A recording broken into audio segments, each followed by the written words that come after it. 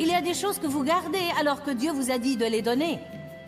Il y a des gens que vous fréquentez toujours alors que Dieu vous a dit de vous éloigner d'eux. Il y a des situations que Dieu vous a dit d'affronter et vous les tolérez toujours car vous avez vraiment peur de les affronter.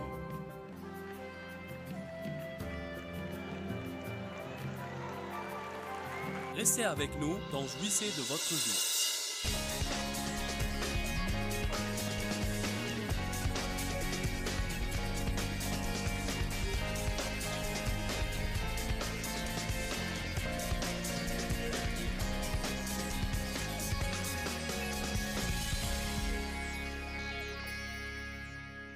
Disons cela à nouveau. Voici, je vous ai donné l'autorité. Eh bien, s'il nous l'a donnée, nous l'avons alors.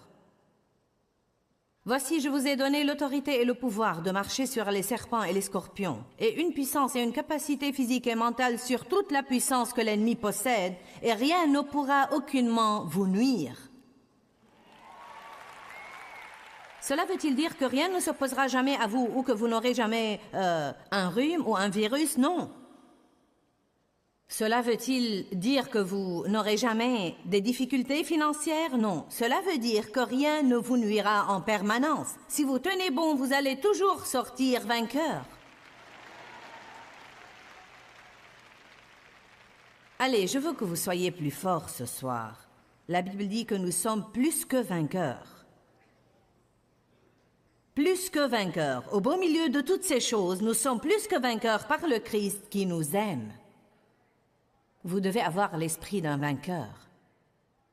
Marchez et parlez avec autorité. Quand vous parlez aux gens, ne marmonnez pas et ne baissez pas la tête et ne refusez pas de les regarder en face. Agissez comme étant enfants de Dieu. Nous sommes un royaume de sacrificateurs pour Dieu, loin du Saint-Esprit. Nous avons une robe de justice. Marchez dans votre autorité. Soyez déterminés. Aimez ardemment, militez contre l'ennemi. Ne le laissez pas vous mentir, n'allez pas ça et là tout le temps. En étant mou et faible, je ne sais pas si je peux tenir un jour de plus. Je vous le dis, je suis vraiment tellement épuisé de tout. Vous devez venir à une réunion comme celle-ci et prendre quelques doses de Saint-Esprit pour vous raviver et pour sortir.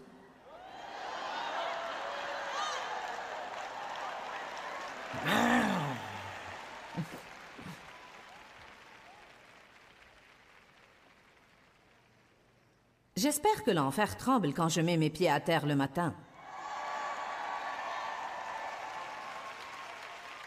Oh non, elle sort du lit à nouveau. Chaque jour, vous devez causer des dégâts à l'Empire des Ténèbres.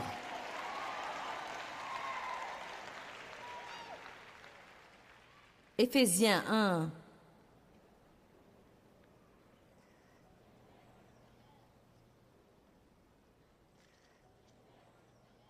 Verset 19.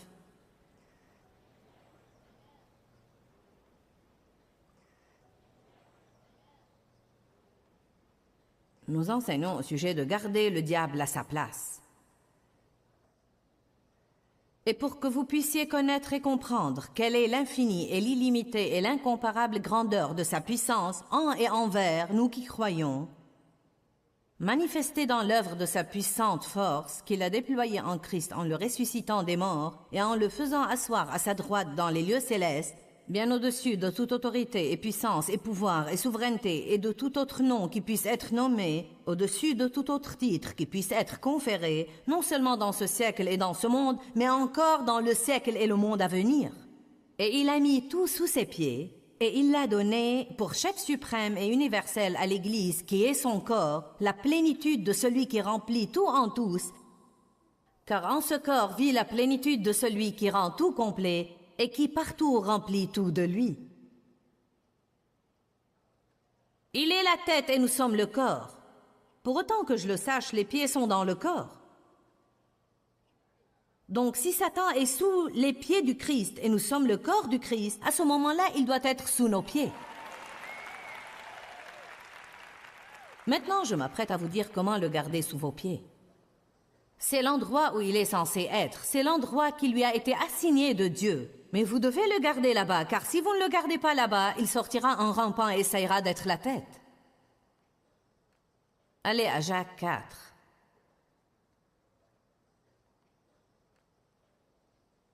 N'avez-vous pas l'impression que ça va être bon?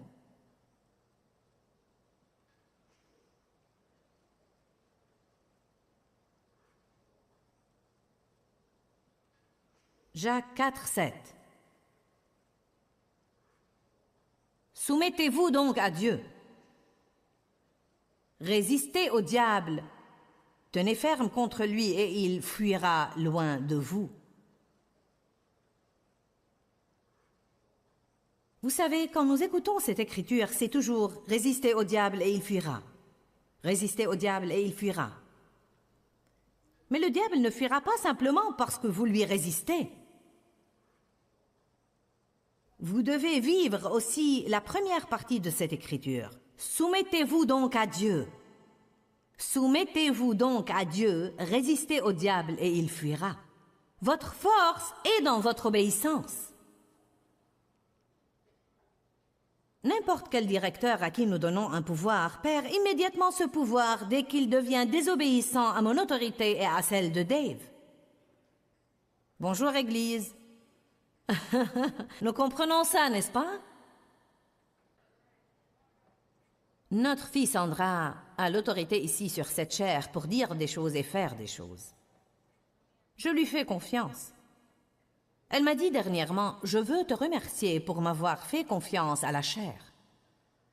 Je sais que la chair est très précieuse pour toi et tu ne m'aurais pas permis d'y être si tu ne me faisais pas confiance. » J'ai dit, « Je te fais confiance parce que tu suis toutes les directives que je t'ai données. » Si je lui dis de ne pas faire quelque chose et elle monte ici et le fait, ce sera la dernière fois qu'elle monte ici.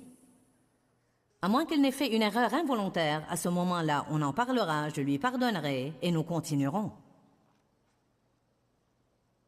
Dieu veut donner l'autorité aux gens. Il veut que vous ayez une grande autorité. Il veut que vous ayez l'autorité sur les démons, sur les autorités et les dominations. Il veut que vous guérissiez les malades et que vous chassiez les diables. Il y a des gens qui essayent de prendre l'autorité sur les diables et ils ne l'ont même pas encore sur un évier plein d'assiettes sales.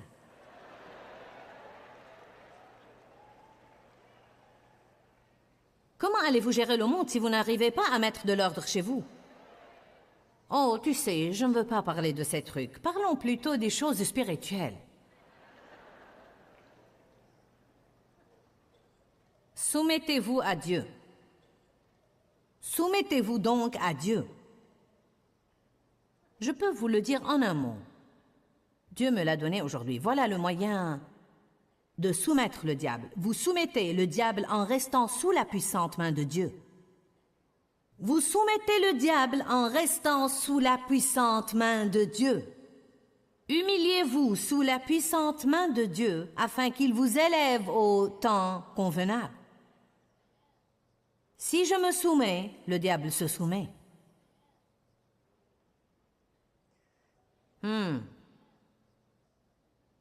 Quand je sors de ma place, là, le diable a le droit de sortir de sa place. Mais je peux le garder à sa place en restant à ma place.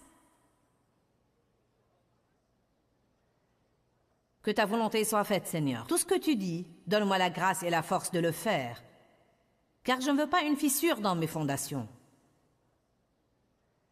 S'il y a une chose pour laquelle vous devez prier, c'est la grâce pour pouvoir vous soumettre à la volonté de Dieu, aussi difficile que ce soit pour vous. Dieu, aide-moi à arrêter de lutter et d'argumenter avec toi. Aide-moi à faire ce que tu veux immédiatement et promptement. Laisse-moi avoir l'attitude que tu veux que j'aie, dire les paroles que tu veux que je dise, faire ce que tu veux que je fasse et laisser tout le reste tranquille. Soumettez-vous à Dieu, résistez au diable et il fuira. Il y a une grande protection pour le croyant qui marchera dans une simple obéissance quotidienne.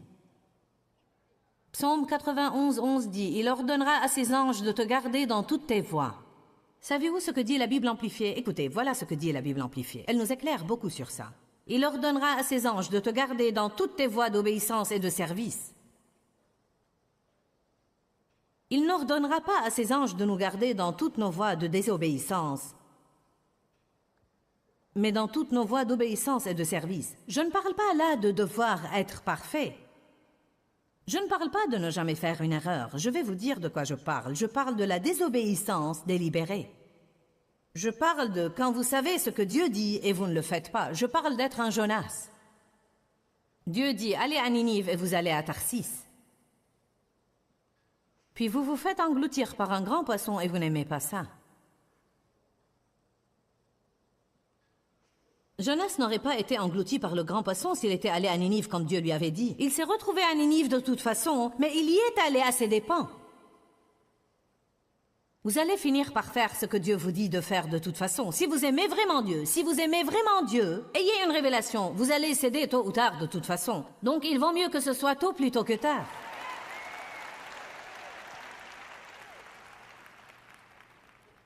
Autrefois, je ne comprenais pas ça quand mon mari me le disait, car Dave connaissait beaucoup de choses spirituelles quand nous nous sommes mariés, et je ne savais rien. Il me disait des choses que je ne comprenais pas, comme quand je me fâchais contre lui, et il me disait « Tu ferais aussi bien de te décider à te mettre de bonne humeur, car la semaine prochaine, tu ne seras plus fâché, donc pourquoi gaspiller 3 jours à être fâché ?» Eh bien, je ne l'avais pas compris, car c'était dans mes émotions et dans ce que je ressentais. Il avait raison. Une semaine après, je n'étais plus fâché contre lui. Il y avait des fois où je restais fâché contre lui 2 ou 3 semaines. Mais c'était rare, Dieu merci. Combien de vous comprennent ce que je dis? D'autres fois, nous avions un problème et Dave me disait « Pourquoi veux-tu rester là à t'inquiéter? Dieu est le seul à pouvoir le résoudre et il le fera. Donc pourquoi te rends-tu malheureuse maintenant en attendant de voir ce que Dieu va faire pour résoudre le problème? Pourquoi ne pas lui faire confiance et aller jouir de ta vie? » Eh bien, je croyais que c'était de l'irresponsabilité, car j'avais tellement l'habitude de m'occuper de moi-même. Je croyais que si je ne m'inquiétais pas et si je n'essayais pas de trouver une solution, à ce moment-là, je ne jouais pas mon rôle. Donc Dave allait jouer avec les enfants et il était content. Il riait et regardait la télé et s'amusait. Et moi, je m'énervais vraiment contre lui, car il ne voulait pas être dans la chair comme moi. Quand nous sommes dans la chair, nous nous énervons contre ceux qui sont dans l'esprit.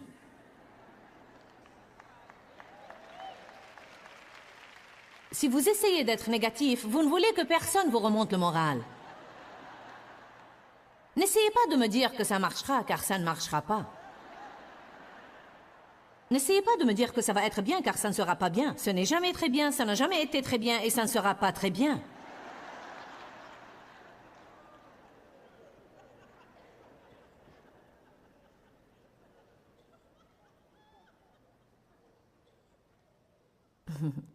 J'étais comme Jonas. Je me suis retrouvée à Ninive, mais j'ai pris le chemin le plus long. J'ai pris la route de « Allons nous faire engloutir par le grand poisson et vivre dans son ventre quelques jours avant de décider d'obéir à Dieu. »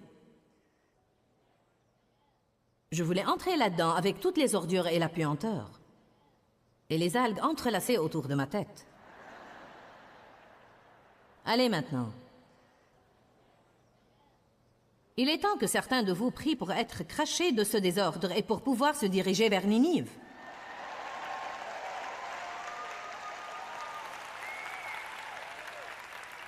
Savez-vous ce qui n'allait pas chez Jonas? Il ne pensait pas que Dieu devait bénir Ninive. Il ne voulait pas qu'ils se repentent et changent car il ne les aimait pas. N'êtes-vous pas furieux quand Dieu vous dit d'aider quelqu'un que vous n'aimez pas, hein? Quand Dieu vous dit de prier pour quelqu'un contre qui vous êtes fâché, ou de lui envoyer un cadeau quand vous avez envie de lui flanquer une gifle, Dieu n'a-t-il pas de drôles d'idées? Les derniers seront premiers et les premiers derniers. Si vous voulez posséder, donnez ce que vous avez. C'est comme si votre cervelle tournait. Va à Ninive. Pourquoi dois-je aller à Ninive? Je ne les aime même pas. Ils ne méritent pas le salut.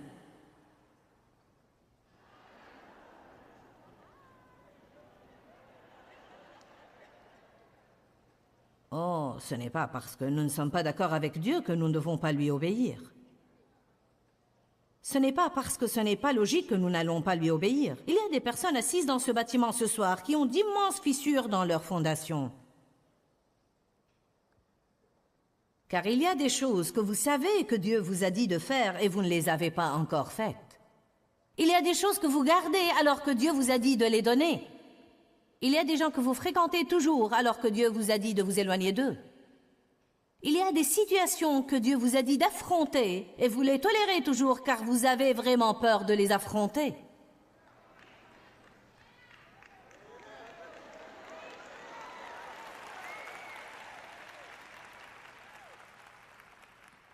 Il y a une autorité que Dieu a établie dans votre vie contre laquelle vous vous rebellez constamment car vous ne voulez pas faire ce que ces personnes en autorité vous disent de faire.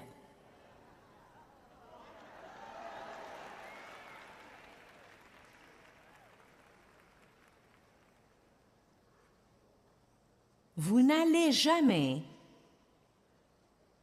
vous débarrasser de ces fissures dans vos fondations. Vous n'allez jamais fermer les portes à Satan ou le garder sous vos pieds avant de commencer à faire tout ce que vous savez que Dieu vous a dit de faire. Il y a peut-être des choses que nous ne faisons pas comme il faut et que nous ne savons pas faire comme il faut. Paul a dit qu'il a obtenu miséricorde parce qu'il persécutait l'Église par ignorance. Dans les domaines où nous sommes ignorants, Dieu nous donnera miséricorde.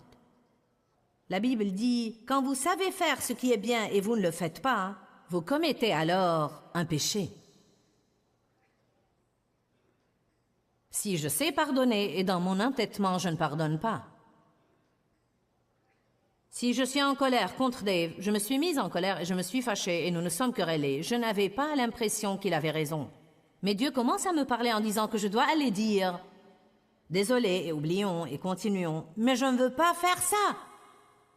Je sais que Dieu m'a dit de le faire, mais je ne veux pas le faire. Je sais que Dieu m'a dit de le faire, mais je ne veux pas le faire. Mais je sais que Dieu m'a dit de le faire. Je sais que la Bible dit que le soleil ne se couche pas sur votre colère. Je sais qu'au moins je ferais bien d'arranger les choses avant d'aller me coucher. Il commence à faire nuit, mais je suis toujours têtue. Est-ce que vous me comprenez ce soir? Nous ne parlons pas de ce qui est juste. Nous ne parlons pas de ce qui semble équitable. Nous parlons de l'obéissance. Enfin Dieu, je me suis excusée la fois passée. Je ne pense pas que ce soit juste. Je suis toujours celle qui doit s'excuser. Pourquoi est-ce toujours moi? C'est toujours moi. Pourquoi ne lui parles-tu pas? Peut-être qu'il aurait parlé à l'autre personne si elle voulait écouter, mais elle ne veut pas. Et vous avez écouté ce que Dieu a dit, donc vous devez le faire. À nouveau. Il y a eu des moments où je me suis endormie au bord du matelas car je voulais m'éloigner de Dave. Et je me couchais là et je gelais toute la nuit car je ne voulais pas lui demander une couverture.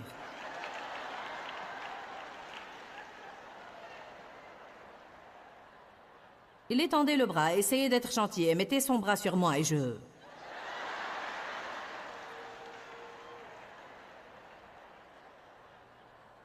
Quand vous êtes fâché contre quelqu'un et il vous touche, vous devenez raide, comme une planche. Allez à Éphésiens 4 avec moi. Allez, nous allons nous amuser ce soir. Peut-être que c'est amusant, mais j'espère que ça va vous inciter à arranger certaines choses. Certaines de ces choses que vous remettez, il est temps de faire quelque chose à leur propos. Il est temps de boucher ces fissures.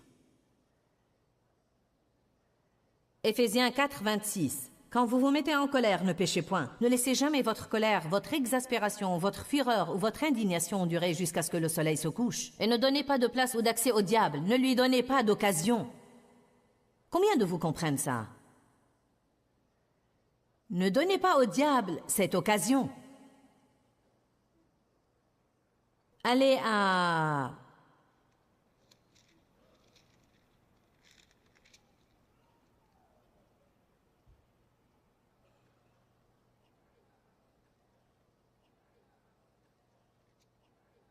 C'est quelque part. Je cherche quelque chose là. Je vous le dirai dans un instant. Alléluia. Da, da, da, da. 2 Corinthiens 2, verset 10. 2 Corinthiens 2, 10 et 11. Commençons au verset 9. Non, commençons au verset 8.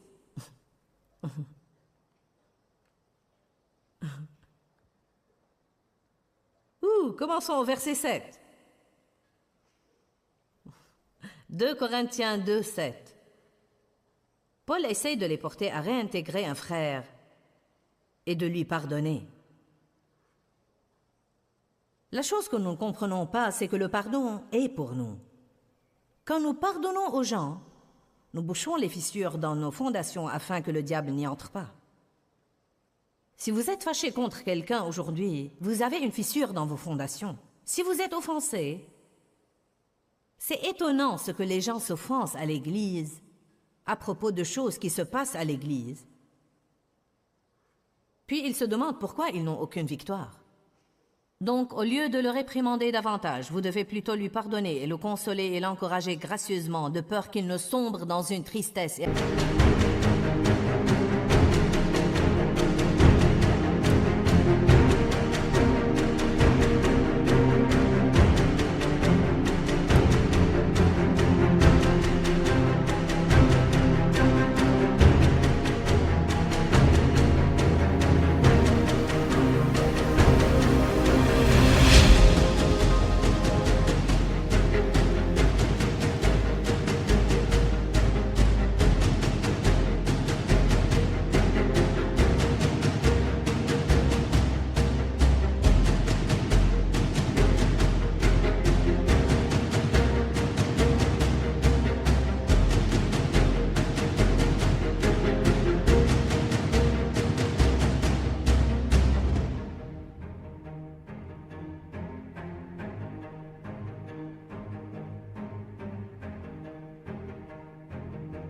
Un désespoir excessif. Je vous exhorte donc à le réintégrer dans vos affections et à faire preuve d'amour envers lui. Car c'était mon but en vous écrivant pour tester votre attitude et voir si vous résistez à l'épreuve, si vous êtes obéissant et complètement d'accord pour suivre mes ordres en tout ce que je dis. À qui vous pardonnez, je pardonne aussi. Et ce que j'ai pardonné, si j'ai pardonné quelque chose, c'est pour vous en présence et avec l'approbation de Christ le Messie, afin de ne pas laisser à Satan l'avantage sur nous, car nous n'ignorons pas ses ruses et ses desseins. Il dit, pourquoi pardonnons-nous? Pour ne pas laisser à Satan l'avantage sur nous. Nous pardonnons. Nous devons être prompts à pardonner. Nous devons être généreux dans notre pardon. Quoi que ce soit, ça peut être 1000 choses différentes. Jacques 4, 13 dit, « Quand vous savez faire ce qui est bien et vous ne le faites pas, vous commettez un péché. » Nous ne sommes pas bêtes, nous savons quand nous ne traitons pas bien les gens. Nous savons quand nous avons une mauvaise attitude, nous savons quand nous sommes égoïstes et têtus et égocentriques et difficiles à vivre.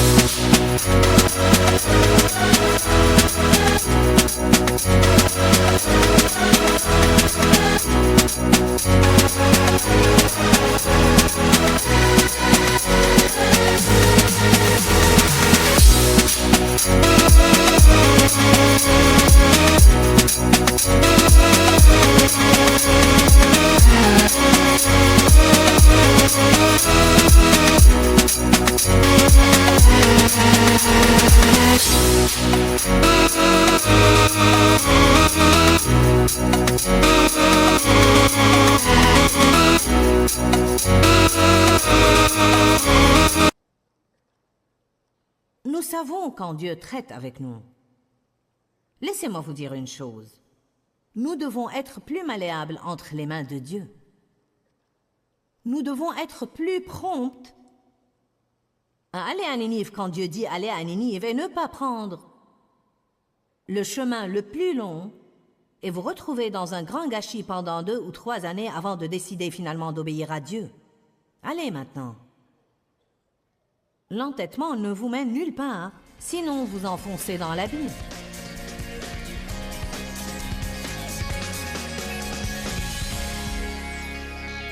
L'enseignement aujourd'hui est intitulé « Avez-vous une fissure dans vos fondations ?» Et j'espère vous avoir aidé par cette parole à boucher certaines des fissures que vous avez peut-être trouvées dans les fondations de votre foi ou les fondations de votre marche avec Dieu. J'ai parlé aujourd'hui de garder le diable à sa place et j'ai parlé de l'autorité que nous avons sur Satan. Tant que nous ne comprenons pas que nous avons une autorité sur l'ennemi, nous le laissons nous marcher sur les pieds. Dans Luc 10:19, la Bible dit « Voici, je vous ai donné l'autorité et le pouvoir de marcher sur les serpents et les scorpions et sur toute la puissance de l'ennemi, et rien ne pourra aucunement vous nuire. » Alors comprenez qui vous êtes en Christ et comprenez que vous êtes investi d'autorité sur Satan et qu'il n'a aucune autorité sur vous. Vous devez ouvrir la bouche, prononcer la parole de Dieu de votre bouche et remettre le diable à sa place. Quand, Seigneur, quand? Dans ce livret, Joyce Meyer vous apprend à faire confiance au temps de Dieu. Pour obtenir ce livret gratuitement, écrivez-nous à Joyce Meyer, boîte postale 40095-6300, Larnaca, Chypre. Ou bien visitez notre site web www.joycemeyer.org/fr.